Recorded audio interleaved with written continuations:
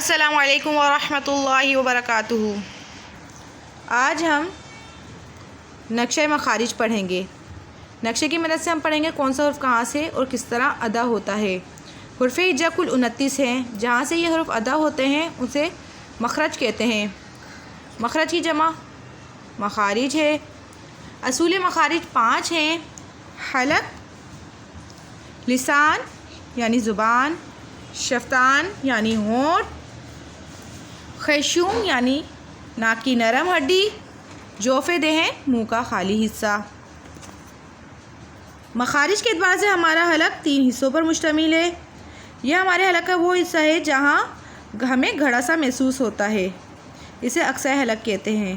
اقصی حلق سے 2 حروف حمزہ اور ہا ادا ہوتے ہیں۔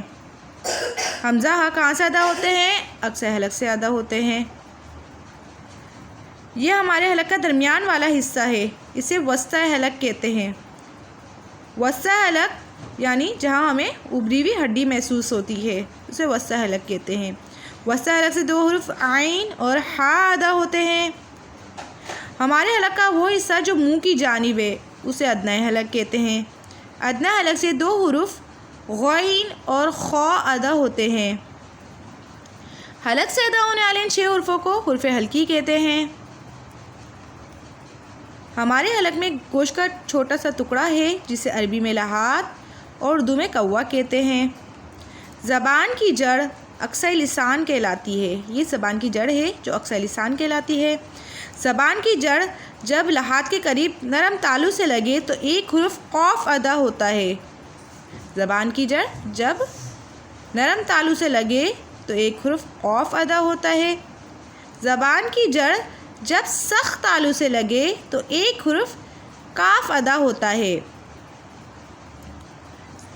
زبان کی جڑ سے ادا ہونے والے 2 حرفوں کو حرف لحاظیہ کہتے ہیں۔ زبان کا درمیانی حصہ شج اللسان کہلاتا ہے۔ زبان کا درمیانی حصہ شج اللسان کہلاتا ہے۔ شج اللسان یا وسطی لسان کہلاتا ہے۔ زبان کا درمیانی حصہ جب تالو کے درمیانی حصے سے لگے تو 3 حروف جیم شین یا ادا ہوتے ہیں۔ جیم شین یا کہاں سے ادا ہوتے ہیں؟ وسطی لسان یعنی شج اللسان سے ادا ہوتے ہیں۔ وسطی لسان سے لے کر اقصی لسان تک زبان کی دونوں موٹی کروٹیں، یہ زبان کی دونوں موٹی کروٹیں ہیں، حافۃ اللسان کہلاتی ہیں۔